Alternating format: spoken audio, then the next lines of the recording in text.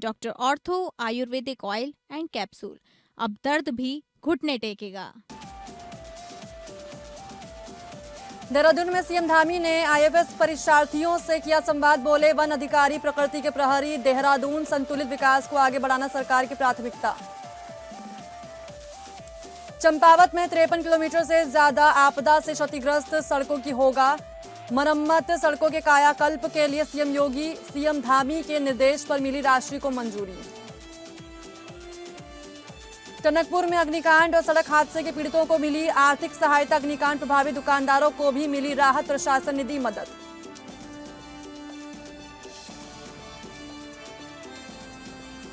नमस्कार, स्वागत है आप सभी का उत्तराखंड बुलेटिन में। मैं हूं आपके साथ साक्षी मिश्रा। तो चलिए खबरों का रुख करते हैं। सीएम पुष्कर सिंह धामी ने देहरादून में आयोजित संवाद कार्यक्रम में उपराष्ट्रपति सीपी राधाकृष्णन और राज्यपाल lieutenant general retired Gurmeet Singh की उपस्थिति में भारतीय वन सेवा के परिवीक्षार्थियों से मुलाकात की। दरअसल कार्यक्रम में इग्नू वन अकादमी के निदेशक डॉक्टर राजेंद्र खजूरिया सहित वरिष्ठ अधिकारी मौजूद रहे। सीएम ने उपराष्ट्रपति के सार्वजनिक जीवन को सादगी और राष्ट्र सेवा का उदाहरण बताते हुए उनका स्वागत किया। आईएफएस परीक्षार्थियों को बधाई देते हुए उन्होंने कहा कि उत्तराखंड का 70% भूभाग वन है और वनों का संरक्षण आने वाली पीढ़ियों का दायित्व है। उन्होंने कहा कि जलवायु परिवर्तन के दौर में वन अधिकारियों की भूमिका बढ़ गई है। तकनीक के साथ स्थानीय समुदायों के हितों को भी प्राथमिकता दें। सीएम ने बताया कि सरकार ने 13,000 एकड़ वन भूमि अतिक्रमण से मुक्त कराई। देश की पहली फॉरेस्ट ड्रोन फोर्स बनाई। राजाजी में 12 किलोमीटर का एलिवेटेड वन्यजीव कॉरिडोर बनाया और मानव वन्यजीव संघर्ष में अनुग्रह राशि 10 लाख की है। उन्होंने कहा कि राज्य का लक्ष्य इकोलॉजी और इकोनॉमी में संतुलन बनाते हुए प्रकृति और आजीविका दोनों को सुरक्षित करना है।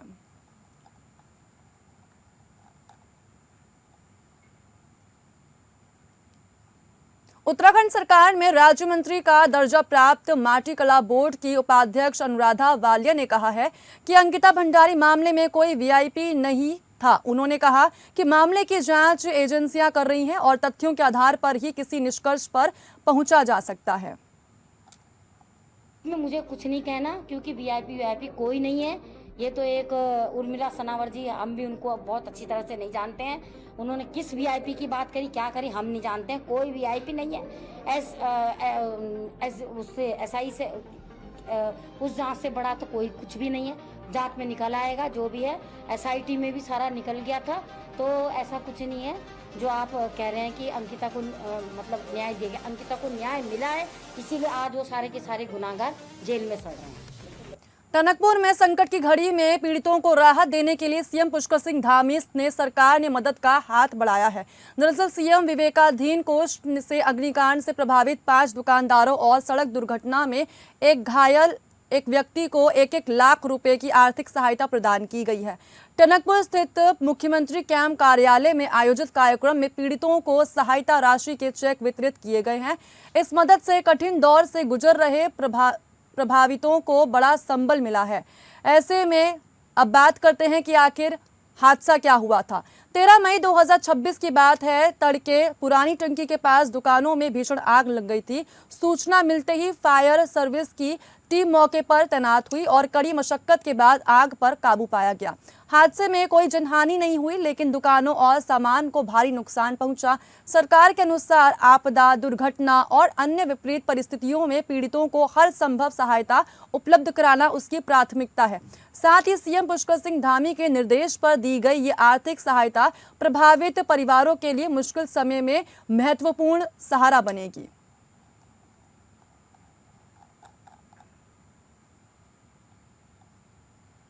वर्षों से लंबे जन समस्याओं से नाराज होकर बागेश्वर जिला संघर्ष समिति ने जिला कार्यालय परिसर में धरना शुरू कर दिया है। समिति ने प्रशासन के सामने 14 सूत्रीय मांगे रखी हैं और मांगे पूरी होने तक आंदोलन जारी रखने का ऐलान किया है।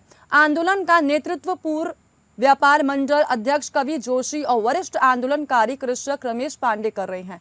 आंदोलनकारियों का कहना है कि समस्याओं के समाधान के लिए वे लगातार ज्ञापन देते रहे और अधिकारियों से मिलते रहे, लेकिन हर बार सिर्फ आश्वासन ही मिला। उनका आरोप है कि प्रशासन की कार्यशैली जनता को एक कार्यालय से दूसरे कार्यालय के चक्कर कटवाने तक सीमित रह गई है। समिति ने स्पष्ट किया कि ये आंदोलन किसी व्यक्ति या दल के खिलाफ नहीं, बल्कि जिले के विकास और जनता के अधिकारों के लिए है। उन्होंने कहा कि अब आश्वासन नहीं, मौके पर आकर समस्याएं सुने और 14 सूत्रीय मांगों पर ठोस कार्रवाई की जरूरत है। फिलहाल जिला कार्यालय का आंगन आंदोलन का केंद्र बना हुआ है। अब देखना यह है कि प्रशासन आंदोलनकारियों की मांगों पर क्या कदम उठाती है। देखिए, आज जो सबसे बड़ी समस्या इस आंदोलन को लेकर आई है वो ये है कि एक चिट्ठी हमको दी गई 2024 की कि साहब आप यहाँ पर आप धरना नहीं कर सकते, चिन्हित कर लिया गया है। अब हम उनसे सवाल पूछते हैं कि हमारा विकास का मंदिर कहाँ है, यहाँ हम बैठ के तपस्या करें। दूसरा, जिलाधिकारी कार्यालय का मतलब होता है सत्ता का दरवाजा, सरकार का दरवाजा। क्यों नहीं, क्यों जनता जो मरीज वहां पर पहुंचते हैं क्यों जमीन में सोने के लिए मजबूर है? जब हमारे पास वार्ड पड़ा है, उस वार्ड को क्यों नहीं खोला जा रहा है? कई सालों से इसके लिए भी हम लगातार ज्ञापन दे रहे हैं, मगर कोई सुनने को तैयार नहीं है। और इसके बाद वहाँ दवाइयाँ आज भी डॉक्टरों द्वारा बाहर से लिखी जाती हैं, अंदर दवाइयाँ नहीं मिली है, मरीजों को बाहर से लेनी पड़ती है दवाइयाँ। चंपावत में युवाओं को रोजगार और कौशल से जोड़ने की दिशा में जिला प्रशासन ने एक और अहम पहल की है। सीएम पुष्कर सिंह धामी के आत्मनिर्भर युवा विजन के तहत रमक और देवीधुरा के राजकीय इंटर कॉलेजों में विशेष करियर मार्गदर्शन कार्यक्रम आयोजित किया गया है।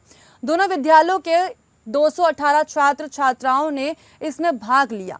जिलाधिकारी मनीष कुमार के निर्देश पर जिला सेवा योजन कार्यालय द्वारा आयोजित इस कार्यक्रम का उद्देश्य दूरस्थ क्षेत्रों के छात्रों को बदलते रोजगार बाजार, कौशल विकास और सरकारी योजनाओं की जानकारी उनके विद्यालय में ही उपलब्ध कराना था, ताकि वे रुचि और क्षमता के अनुसार सही करियर चुन सके। कार्यक्रम में जिला सेवा योजन अधिकारी आर.के. पंत ने रोजगार पंजीयन, रोजगार प्रयाग पोर्टल, विदेश रोजगार प्रकोष्ठ के वैश्विक अवसरों, प्रधानमंत्री कौशल विकास योजना, स्किल प्रतियोगिता 2026 और सीएम कौशल उन्नयन योजना की जानकारी दी। साथ ही विशेषज्ञों ने छात्रों के सवालों का समाधान, उन्हें रुचि के अनुसार करियर विकल्प चुनने के सुझाव भी दिए। इस दौरान उपयोगी करियर साहित्य भी वितरित किया गया। कुल मिलाकर देखा जाए तो ये पहल दूरस्थ क्षेत्र के युवाओं को जानकारी के साथ कौशल अवसर और आत्मनिर्भरता की राह से जोड़ने का सार्थक प्रयास है। प्रशासन का लक्ष्य है कि इस तरह के कार्यक्रम जिले के बाकी दूरस्थ विद्यालयों तक भी पहुंचे, ताकि चंपावत का हर युवा अपने सपनों को नई उड़ान दे सके।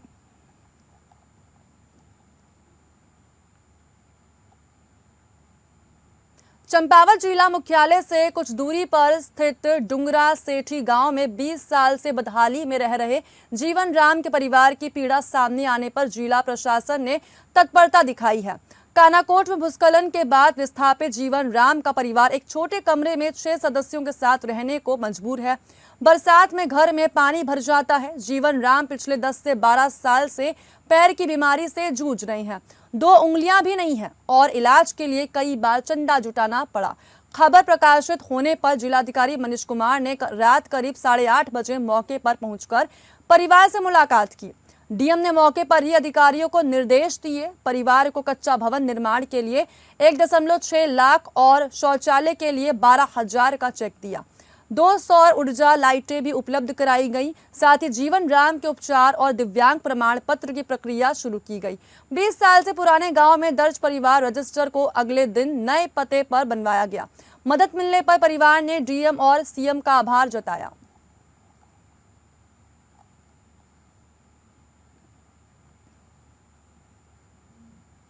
चंपावत जनपद में आपदा से क्षतिग्रस्त सड़कों को मरम्मत और पुनर्निर्माण को लेकर बड़ी पहल हुई है। सीएम पुष्कर सिंह धामी के निर्देशों के क्रम में जिले के लोहाघाट, चंपावत और पार्टी विकासखंड के ग्रामीण क्षेत्रों की सड़कों के सुधारीकरण के लिए 1,90,00,000 रुपए की धनराशि स्वीकृत की गई है। इस धनराशि की बात करें तो इस धनराशि से 53 किलोमीटर सड़क मार्गों की मरम्मत और पुनर्निर्माण कराया गया। साथ ही सड़कें बेहतर होने से ग्रामीणों को आवागमन के साथ साथ शिक्षा, स्वास्थ्य, बाजार और रोजगार से जुड़ी सुविधाओं तक पहुंच में राहत मिलेगी। बारिश और आपदा की वजह से क्षतिग्रस्त हुए ग्रामीण मोटर मार्गों को अब जल्द राहत मिलने की उम्मीद है। वहीं चंपावत जिले में राज्य आपदा मोचन निधि यानी SDRF से कुल 1.90 करोड़ रुपए स्वीकृत किए गए हैं। इसके तहत जिले के 3 विकास खंडों में 5 जरूरी सड़क मार्गों का सुधारीकरण किया जाएगा। लोहाघाट विकास खंड में चमदेवल से निडिल तक 11.125 किलोमीटर सड़क की मरम्मत और पुनर्निर्माण के लिए 48 लाख रुपए स्वीकृत किए गए हैं। वहीं चंपावत विकासखंड में खाटोली मल्ली से बेला तक 16 किलोमीटर सड़क के लिए 50 लाख रुपए की धनराशि स्वीकृत की गई है। इस मार्ग पर PMGSY विभाग द्वारा कार्य कराया जाएगा। पार्टी विकासखंड को भी सड़क सुधारीकरण की सौगात मिली है। कुल मिलाकर देखा जाए तो लोहाघाट, चंपावत और पार्टी विकासखंड में 53.75 किलोमीटर सड़क मार्गों का सुधारीकरण किया जाएगा। सड़कों के बेहतर होने से बरसात के समय ग्रामीण क्षेत्रों में आवागमन की समस्या कम होगी। विद्यार्थियों को स्कूल कॉलेज पहुंचने, किसानों को अपनी उपज बाजार तक पहुंचाने और मरीजों को स्वास्थ्य सुविधाओं तक पहुंचने में सहूलियत मिलेगी।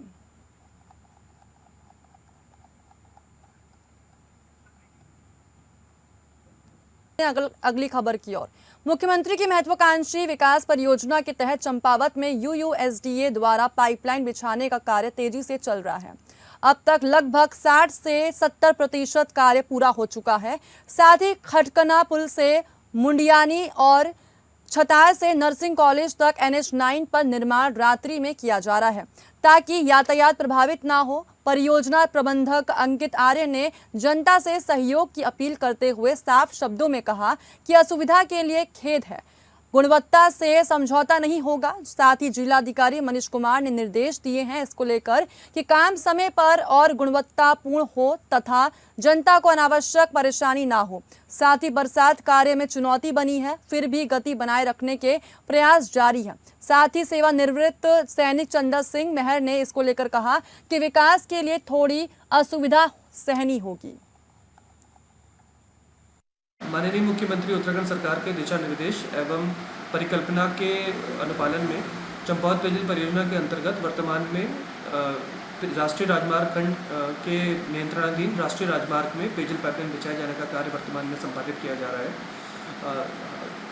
इस कार्यालय द्वारा यह सुनिश्चित किया जा रहा है कि पेयजल पाइपलाइन कार्य जो है वो रात्रिकालीन में किया जाए और सुबह तक मार्ग को यातायात के सुचारू होने के दृष्टिगत तैयार किया जाए। अब जहाँ विकास कार्य होगा तो कुछ लोगों को परेशानी का सामना तो करना ही पड़ेगा, एकदम तो विकास कार्य हो नहीं सकता है। सर प्रॉब्लम तो होगी। मुख्यमंत्री जी और जिला अधिकारी महोदय ने इतना बड़ा कार्य उठा रखा है तो इस कार्य में बारिश का सीजन है, कार्य हो जाएगा, उसके बाद तो जनता को बड़ा आराम मिलेगा।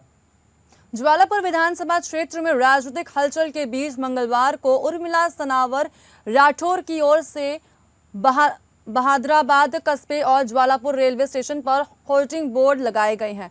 इन होर्डिंग की बात की जाए तो इन होर्डिंग के जरिए महिलाओं के सम्मान और पीड़ितों के सम्मान का संदेश दिया है। यहाँ पर सबसे खास बात ये रही है कि होर्डिंग में किसी राजनीतिक दल या राजनीतिक नेता की तस्वीर नहीं लगाई गई है। इनमें संतों और महापुरुषों के चित्रों को प्रमुखता दी गई है।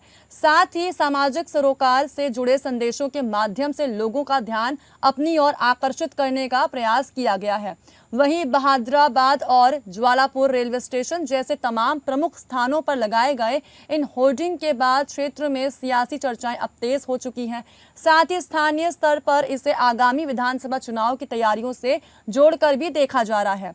यहाँ तक कि दूसरी तरफ बात की जाए सोशल मीडिया की, तो सोशल मीडिया प्लेटफॉर्म पर उर्मिला सनावर राठौर ने से जुड़े वीडियो भी काफ़ी ज़्यादा सोशल मीडिया पर तेजी से वायरल हो रहे हैं। इन वीडियो और होर्डिंग को लेकर क्षेत्र में तरह तरह की राजनीतिक अटकलें लगाई जा रही हैं। हालांकि होर्डिंग में सीधे तौर पर किसी राजनीतिक दल या नेता के समर्थन में कोई संदेश अभी तक नहीं दिया गया है। अब यहाँ पर देखने वाली बात यह है कि आने वाले समय में यानी आने वाले दिनों में ये पहल किस दिशा में आगे बढ़ती है और ज्वालापुर विधानसभा की राजनीति में इसको लेकर क्या असर देखने को मिल सकता है। सुरेश राठौर ने अपनी पत्नी स्वीकार किया था जो भारतीय जनता पार्टी के पूर्व विधायक है, तो उसी के नाते कि हम उनकी धर्मपत्नी है तो उसी के नाते मैं चुनाव लड़ रही हूँ और मैंने बहुत सारी लड़ाइयाँ लड़ी है। तो ज्वालापुर की लड़ाई तो मेरे लिए बहुत छोटी लड़ाई है, बहुत बड़ी लड़ाई नहीं है। और रही विकास की बात, जो विकास की दृष्टि से अगर हम देखें, क्योंकि विकास और सौंदर्यीकरण इन सब चीजों को लेकर जो महिला अपनी दृष्टि से देख सकती है, शायद वो पुरुष नहीं देख सकता। आप समझ सकते हैं, चाहे वो सड़कों के गड्ढे हो या कुछ इस तरह के एजुकेशन को लेके हो या शिक्षा का विकास हो, या उन महिलाओं के साथ जो उत्पीड़न हो रहा है, जब महिलाओं के साथ छोटे छोटे बच्चों के साथ जो छेड़छाड़ हो रही है, बलात्कार हो रहे हैं, इस तरह के अपराध है वो रुक नहीं रहे हैं। मसूरी देहरादून मार्ग से लेकर माल रोड और वार्ड 1 से 13 तक शहर की कई सड़कें बदहाल हो चुकी हैं।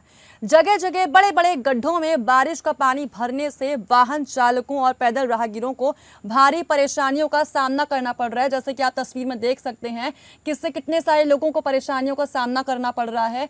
साथ ही स्थानीय निवासी जागपाल गुसाई ने इसको लेकर साफ शब्दों में कहा कि वार्ड से 1 से 13 तक सड़कों की ऐसी हालत हो चुकी है कि उन्होंने कभी नहीं देखी। साथ ही उन्होंने कहा कि शहर की लगभग हर सड़क पर गड्ढे हैं और इनमें पानी भरने से हादसों का खतरा लगातार बना हुआ है। सड़कों की बदहाली को लेकर लोगों में भी काफी ज्यादा आक्रोश यानी गुस्सा फूटा पड़ा है। वहीं साथ ही दीपक सक्सेना ने इसको लेकर कहा है कि मसूरी गर्ल्स स्कूल के पास भी सड़क के गड्ढों की वजह से एक हादसा हो चुका है। सड़कों पर पैदल चलना तक मुश्किल हो चुका है। इस तरीके की स्थिति वहां पर देखने को मिल रही है।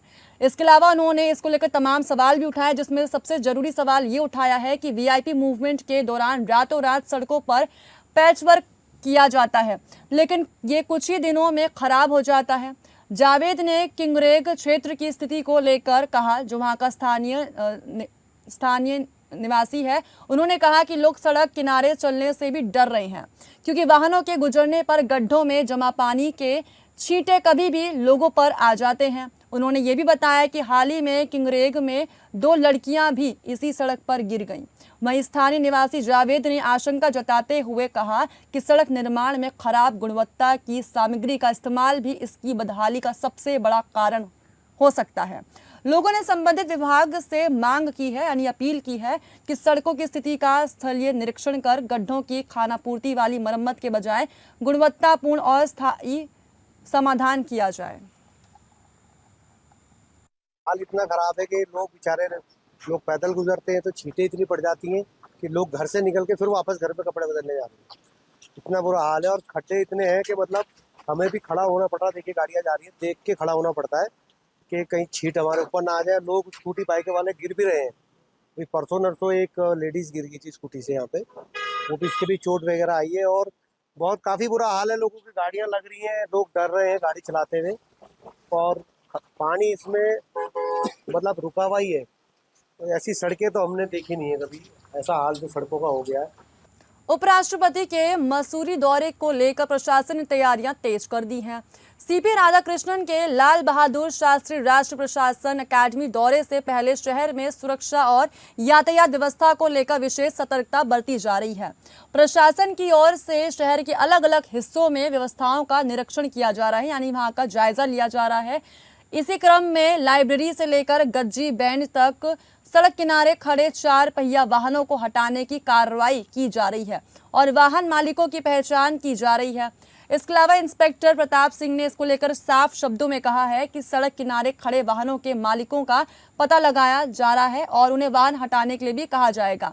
यदि कोई वाहन नहीं हटाया जाता है तो उसे क्रेन की मदद से हटाया जाएगा, ताकि यातायात व्यवस्था सुचारू बनी रहे, यानी सही रहे। उन्होंने कहा कि सड़क पर गड्ढे, मलबा या अन्य किसी प्रकार की बाधा दिखाई देने पर उसे भी तत्काल दुरुस्त कराया जाएगा। साथ ही प्रशासन का यह प्रयास है कि वीआईपी दौरे के दौरान शहर में यातायात और सुरक्षा व्यवस्था पूरी तरीके से व्यवस्थित रहे। प्रताप सिंह, और आज वीआईपी ड्यूटी के परिप्रेक्ष्य में लाइब्रेरी चौक से गज्जी बैंड तक जो 4 व्हीलर खड़े हैं, कुछ इनके मालिकों का पता लगवाया जा रहा है, हटवाया जा रहा है। कुछ खराब है, उन्हें क्रेन से हटवा के एक साइड किया जा रहा है। अब तक 6 गाड़ी ऐसी है जो खराब हालत में है, इनको हटवा रहे हैं। या तो किसी मिस्त्री ने खड़ी करा दी और वो मौके पे ले जाते, फिर ठीक कर लेते अपने गैराज पे, और यदि नहीं पता चलता है तो इन्हें क्रेन से हटवा देंगे। 5-6 वाहन ऐसे हैं जो अभी इनके मालिकों का नहीं पता चला है और इनके रजिस्ट्रेशन नंबर पे उनकी ID देख के उनको अवगत कराया जा रहा है। कुछ लोगों से बात भी हुई है हमारी, वो कह रहे हैं हम हटा देंगे। फिर भी हमारे 2 कार ऐसी हैं, अल्टो टाइप है, वो हट जाएंगी, वो भी हट जाएंगी। इस बुलेटिन में बस इतना ही। नमस्कार।